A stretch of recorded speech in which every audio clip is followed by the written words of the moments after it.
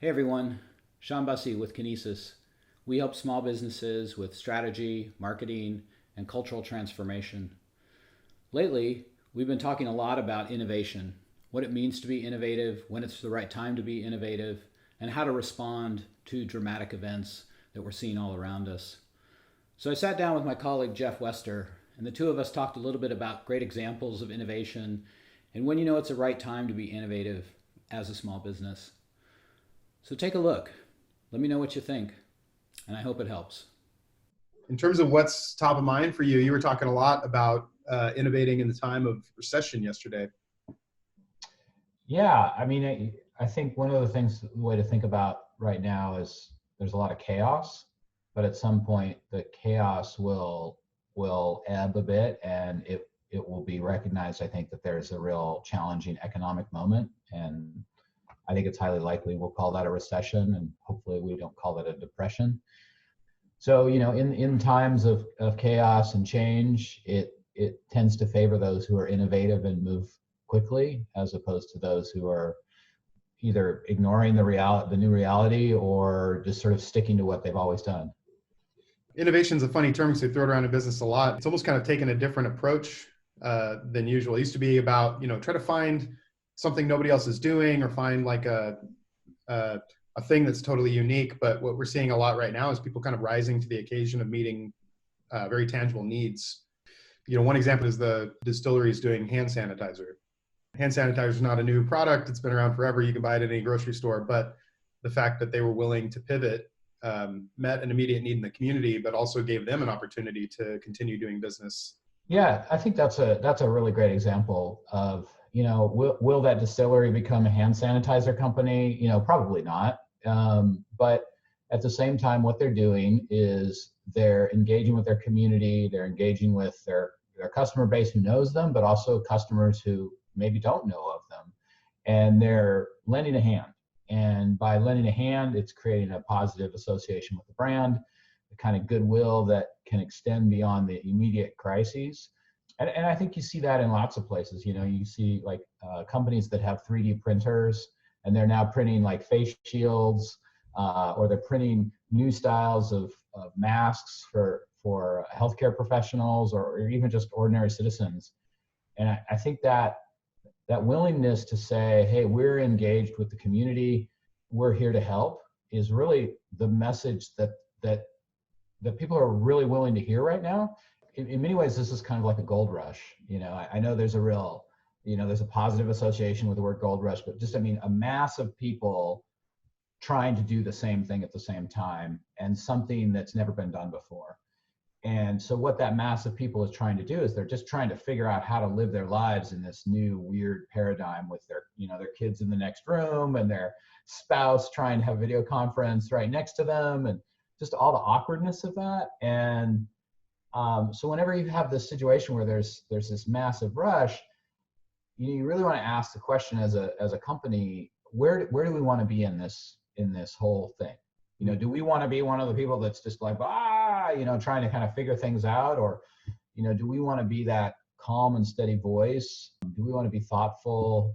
Do we want to be that company that's asking how to help? Are we going to be that company that in many ways is building a relationship now that becomes profitable 6 months from now, or a year from now, or for many years? Mm-hmm.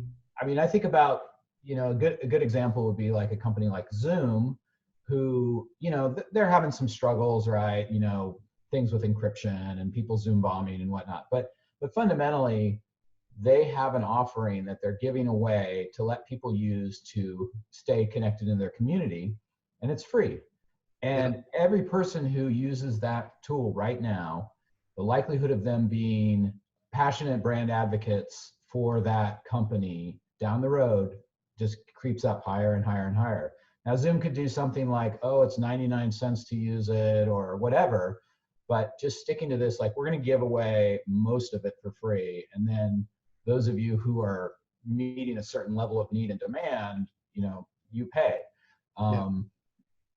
And I think that's a smart move. I think about product we use the Adobe suite with our design team. They use InDesign and Photoshop and Illustrator and all those other tools. we reached out to Adobe and said, hey, this is a tough time. What are you guys doing? And they pretty quickly were like, hey, you know what? We're just going to reduce the cost to use our tool for the next 3 months. We recognize a lot of people are struggling. And I'm looking around the landscape, and designers and illustrators, they're losing their jobs like almost faster than any industry other than maybe restaurants and travel. It's tragic. And I think for companies to take a leadership position, especially those that have enjoyed really great margins over the years, like software companies, and who can afford to be generous, it's their opportunity to do that, and that will engender tremendous goodwill. That's interesting too, because it's a new paradigm of thinking about. It's almost like renegotiating success. Like it's less about revenue and more about community good and how we can stay a part of the fabric of what's going on. Like the Zoom thing is interesting because they're giving so much away for free, but they're very quickly going to become like the Kleenex of video conferencing. Yeah. We say, I've already noticed it creeping into conversations like, oh yeah, I'll Zoom with you later. Right. We're not saying FaceTime or Skype anymore. So it's, I was even on actually technically a FaceTime call yesterday, and we called it Zoom 3 times. Wow. That's really interesting. Yeah. There's another component of that too, of like, are you, as a brand, as a company, are you thinking expansively in how to create community and bring people into your organization? Or are you thinking from a lens of exclusivity? And as much as, I think you and I are big fans of Apple, the hardware is great, the software is really intuitive and so forth. Apple has kind of lived this mantra of, we're a little bit better than everything else, and you pay a premium for it. I was talking to my brother about this weekend, and he's little kids, and they're trying to figure out how to connect. And my brother pointed out, he's like, one of the problems they're running into with the schools is that a lot of kids don't have Apples. They can't afford that type of equipment. Yeah. And you can't FaceTime unless you have an Apple. And then we were kind of contrasting it with some of the other technology, like, Google has this product called Duo, and Zoom has their product, and even like Microsoft Teams, which is platform agnostic. Like those systems are creating communities, and Apple in some ways is saying like, you're not part of our community. And it'll be curious how that all falls out. I mean, just right there, you didn't use the word FaceTime, you used Zoom, Zoom, Zoom, Zoom. In terms of silver linings, one thing that would encourage people to be more innovative in this time is it seems like there's less obstacles to innovation, less roadblocks. The most relevant example I can point to is, you mentioned the 3D printing. There's a local 3D printing group here in Portland, and they've been creating face shields for the local hospitals. On my feed, there's all these photos of these guys delivering big plastic bags full of 3D printed stuff to the hospital. And you like go back 6 months and imagine a scenario where a small group of 3D printers is dropping garbage bags of donated 3D print material off at a hospital. It just wouldn't fly. Right. But because of the need, there's this like lower barrier to entry. Nobody's saying, hey, you can't do that. In fact, they're going, here's everything you need to know to do this right. There's documentation they're providing about how to make these things usable in the healthcare space. So it really is a great time if you have the capacity to jump into innovating. There's a lot less restriction on jumping into a new space and helping out. Are there any kind of markers or signals that someone in this space right now, it seems like a lot of companies are in like the panic mode, contracting, cutting costs, trying to just kind of stay above the line. What signals should they be paying attention to that it's time to start innovating within their business? I think it's that, is the landscape you're in a state of chaos?